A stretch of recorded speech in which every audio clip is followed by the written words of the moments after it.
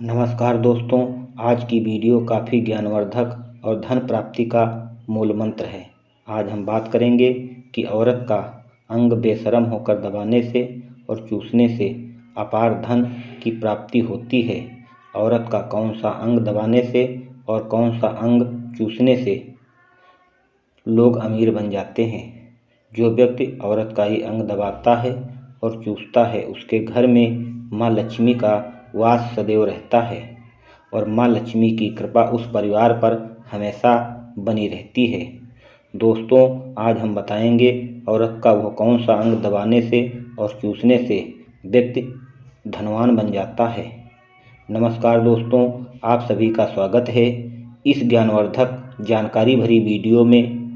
दोस्तों, पता चल गया होगा कि आज हम वीडियो में क्या सीखने जा रहे हैं।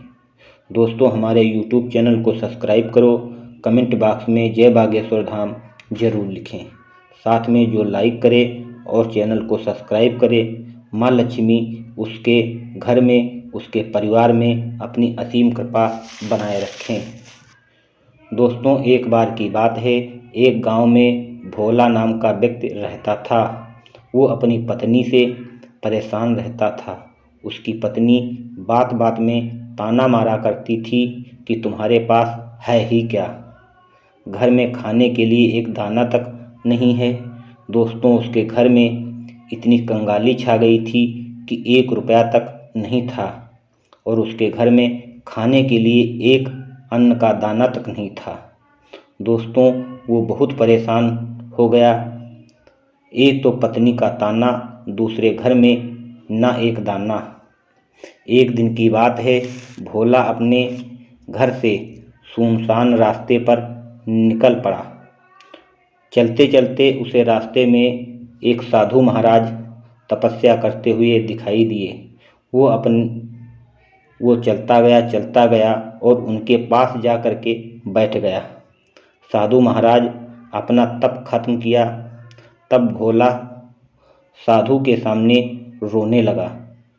साधु ने कहा, पुत्र, आपको कौन सी समस्या है, कौन सी परेशानी है, क्या तकलीफ है। तब भोला ने कहा, साधु महाराज, मेरी एक पत्नी है जो मुझे रोज ताना मारती है। महाराज, मैं गरीब हूँ, इसमें मेरा क्या कसूर है।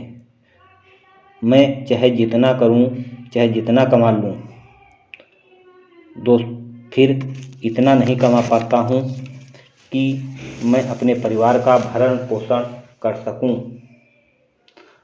अभी तक एक छोटा सा धंधा चलता था, वो मेरी पत्नी के कलेश से, रोज ताने से वो बंद हो गया और वो चौपट हो गया।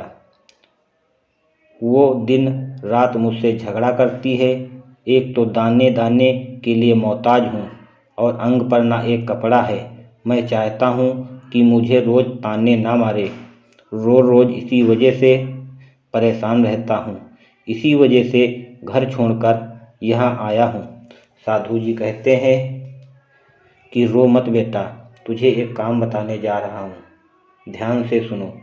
औरत का एक अंग बेशर्म होकर दबाना है और चूसना है। अचानक तुम्हारे घर में धन रुपया की असीम प्राप्ति हो जाएगी। तुम देखते देखते धनवान बन जाओगे। साधु जी कहते हैं, जो पुरुष औरत का ये अंग दबाता है और चूसता है, उसके घर में, उसके परिवार में कभी धन की कमी नहीं रहती है और ना ही उसके घर में, उसके परिवार में लड़ाई झगड़ा होता है और उसका परिवार जो भी व्यापार करता है, उसके घर में हमेशा तरक्की होती रहती है।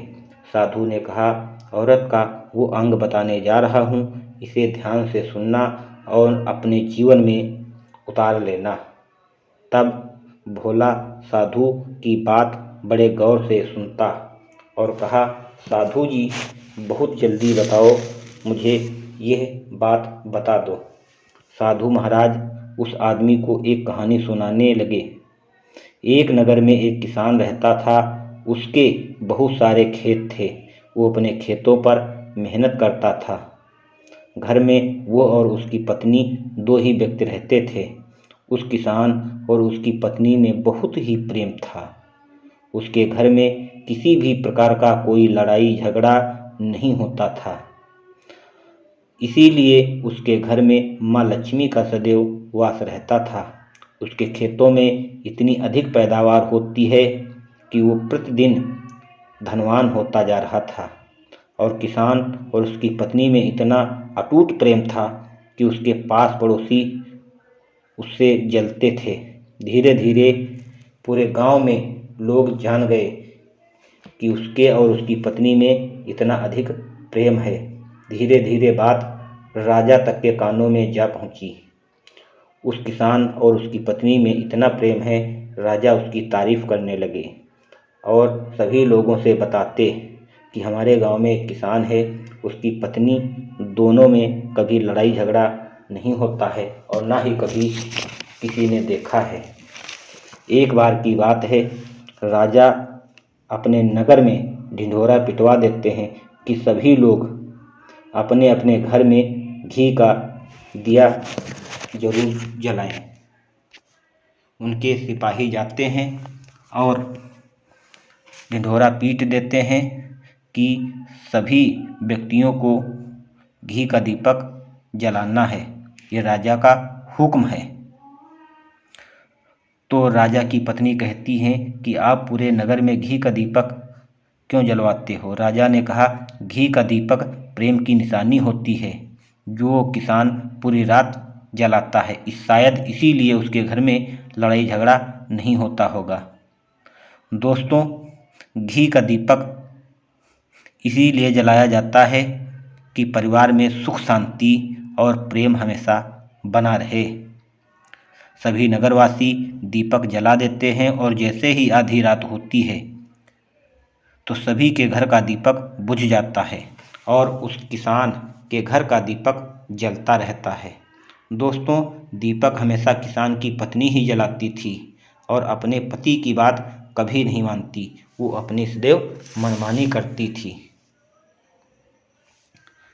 दोस्तों, और वो रात को कई बार उठ करके उसमें तेल अधिक भर देती थी, इसीलिए दीपक कभी नहीं बुझता था और उसका जो भी मन करता वो वही करती थी। लेकिन किसान को इस बात को लेकर के कोई समस्या नहीं थी, कोई दिक्कत नहीं थी, क्योंकि किसान काफ़ी समझदार था। वो सोचता था कि कोई रोक टोक करूँगा तो वो बेवजह लड़ाई झगड़ा करेगी। दोस्तों, इसीलिए किसान कोई रोक टोक नहीं करता था। एक दिन राजा और रानी उस किसान की परीक्षा लेने का विचार किया। राजा सिपाहियों को बुलाया और कहा कि जाओ, किसान से कहो कि तुम अपनी पत्नी को छोड़ दो, तलाक दे दो, हम तुम्हें अपनी आधी राज्य दे देंगे। सिपाही वहाँ से जाते हैं और किसान के पास पहुँचते हैं और पूरी बात बताते हैं। तो किसान ने कहा कि राजा से कह देना कि हम अपनी पत्नी को कभी नहीं छोड़ पाएंगे, हमें राज्य में रहने दें या न रहने दें। दोस्तों, ये बात सिपाही जा कर के राजा से बताया कि वो अपनी पत्नी को कभी नहीं छोड़ पाएगा। उसने कहा है कि हमें अपने राज्य में रहने दें या न रहने दें। राजा इस बात को लेकर के बहुत प्रसन्न हुए। फिर रानी ने कहा कि सिपाहियों, जाओ और किसान की पत्नी से जा कर के मिलो और उससे कहो कि रानी साहब का हुक्म है कि तुम अपने पति को मार दो, हम तुम्हें अपनी आधी राज्य, आधी संपत्ति तुम्हें दे देंगे।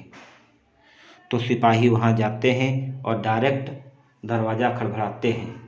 तो किसान की पत्नी दरवाज़ा खोलती है। तो किसान की पत्नी कहने लगी, क्या बात है, क्यों आए हो? तो सिपाही कहने लगे कि हमें रानी साहब ने भेजा है और कहा है कि तुम अपने किसान को मार दो, हम तुम्हें अपनी आधी संपत्ति तुम्हें दे दूंगी। तो किसान की पत्नी तैयार हो जाती है और कहती है कि ठीक है। तो सिपाही कहते हैं, आज रात को मार देना। सिपाही कहते हैं कि हमें पता कैसे चलेगा?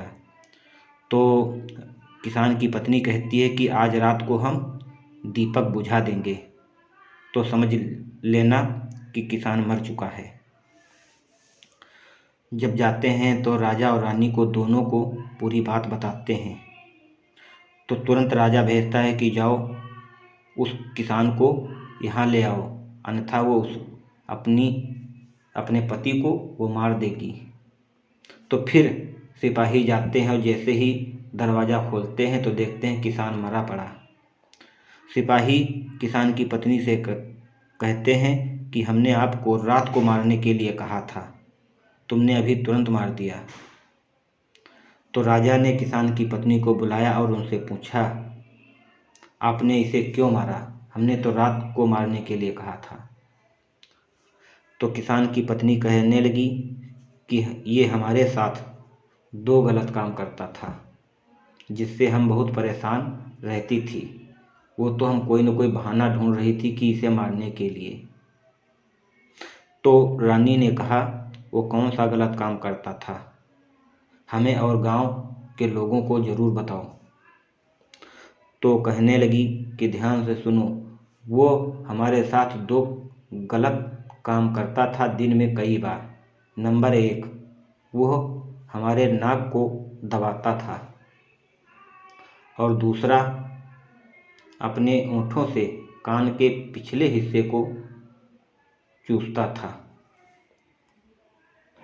दोस्तों, साधु जी ने कहा कि भोला पुत्र भोला, तुम कुछ सीखे? तो भोला ने कहा, साधु जी स्पष्ट बताइए, हमारी कुछ समझ में नहीं आया। तो साधु जी ने कहा, नाक के ऊपरी हिस्से को वो दबाता था। जिस व्यक्ति को पैसे की किल्लत है वो ऊपरी हिस्से को जरूर दबाना चाहिए।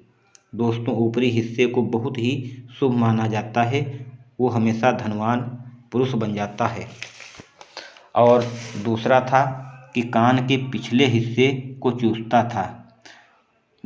दोस्तों, कान के पिछले हिस्से में माँ लक्ष्मी का वास होता है, इसीलिए वो व्यक्ति इतना धनवान था। लेकिन आप लोगों को बिना पत्नी के बताए हुए ये काम नहीं करना है, अन्यथा आपके साथ भी किसान की तरह कोई घटना हो सकती है। जो काम करना है अपने पत्नी को बता करके करिए। दोस्तों, इसी के साथ हम विदा लेते हैं और मिलते हैं किसी दूसरी वीडियो में। तब तक के लिए जय हिंद, जय वंदे मातरम।